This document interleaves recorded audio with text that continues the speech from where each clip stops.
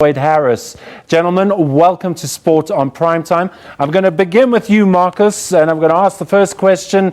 You've agreed to take on the responsibility of upping the ante and bringing tennis to South Africa. What kind of a challenge are you facing? Well, I think that, good evening, first and foremost.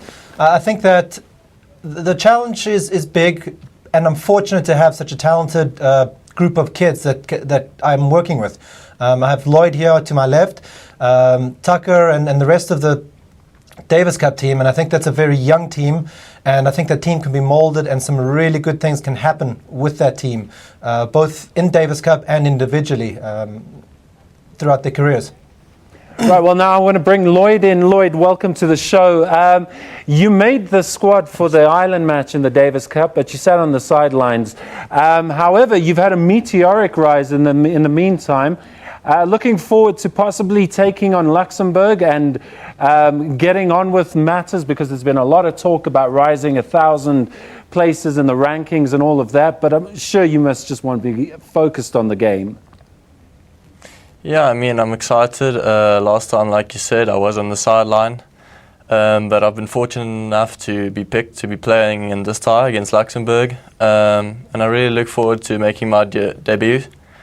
I think I've gained a lot in skill in over the last few months, and I think I'm going to be playing well here. Now, Lloyd, you made a huge jump in the rankings, and you've had a good run of form of late. Are you confident that you can take that form into the weekend?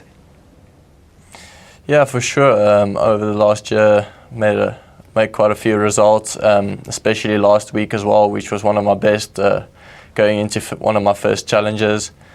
So I feel very confident at the moment, and I'm sure I can continue with my form into the weekend. Now, Marcus, what can we expect from Luxembourg? Apparently, they've left out their star player, Gilles Muller. What do you read into that from their perspective? Is this mind games, or is it just a logistical issue? I don't really know, to be honest with you. It could be mind games, it might not. I think the key thing for us is to focus on getting our team as ready as possible. In a way, I'm hoping Gilles does come. I think our team's strong enough, and I think that we'll rise to the challenge of this. And if he doesn't, it's good anyway. The youngsters that I've been watching are very talented on their side, and I think there'll be some unbelievable tennis going on this weekend. From a team captain perspective, you spoke highly of the players that you have at your disposal. Kevin Anderson made himself unavailable. Raven Klaasen isn't in the team. From a spectator point of view, from a regular South African sports lover's point of view, these are names they recognize, perhaps not so much the other guys. So a lot of big shoes for them to fill, I would say. Yes and no. I think also this is going to be the core team going and driving the Davis Cup over the next couple of years. So I like the idea of this team actually bonding, being molded, and getting ready for the next foreseeable future over there. I think that the other guys have other things that they need to take care of. They've got to look after their world rankings. It's a very difficult time in their schedules at the moment, because they're playing in the United States. And for them to fly from the United States to come back to South Africa for 1 week and then fly back to the United States, where right after this they're expecting to peak at Indian Wells and Miami, is a bit of a tough ask at this stage. Well, now, we want spectators to come out to the Irene Country Club, and you've got a team of Tucker Forster, Lloyd Harris, Ruan Rulofse, and Dean O'Brien. Sell them to the public. Tell them why they need to come out and watch these guys and what they can expect. Well, I think, as I said earlier, I think this is an incredibly talented young team. I think that they can all make their ways to the top of tennis if they want to, and they put in the time and the effort. I also think that this is an incredible international stage, the Davis Cup.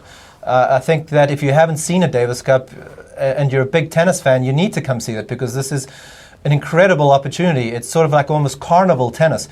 All the crowd gets involved. There's noise. There's country versus country going on here. It's not your sort of like Wimbledon quiet, everything's in white sort of story over here. And I think most people really like that.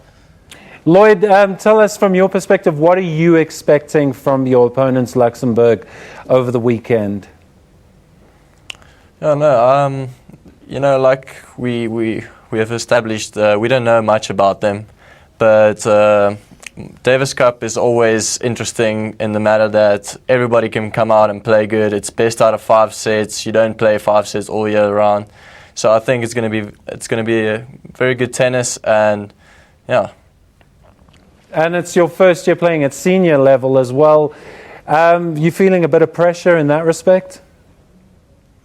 No, for sure not. I don't feel more pressure because it's my first year.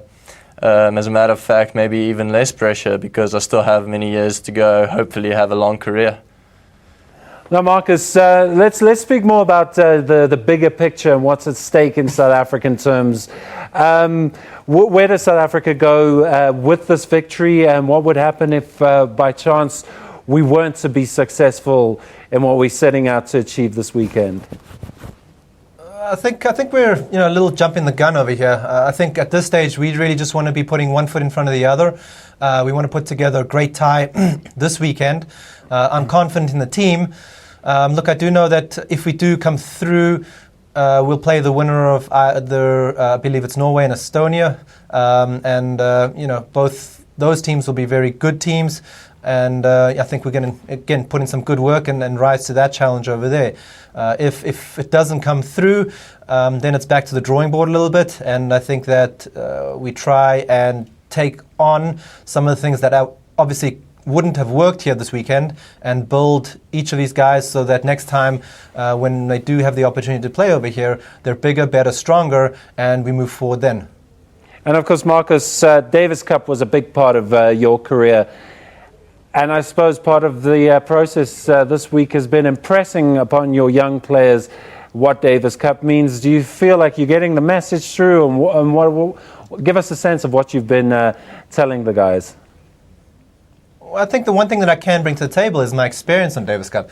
I played Davis Cup for many years, and I've been through almost everything over here. We started at the very bottom of Davis Cup and we made our way through to the World Group, and I've played a whole bunch of different ties. Some we won easy, some we won close, some we lost, and it's the bond that was formed amongst us guys while we were playing Davis Cup that sort of forged the friendships and the relationships that I had for many years and still have right now, and that's the kind of thing that I would want for these guys. Well, gentlemen, we're going to wish you all the luck. Marcus Ondruska, the Davis Cup captain, and also Lloyd Harris, the young up-and-comer. A big weekend ahead of you guys. Let's see how it pans out. Thank you very much for that. Now we're going to take a quick ad break, but we'll be right back with more sports news.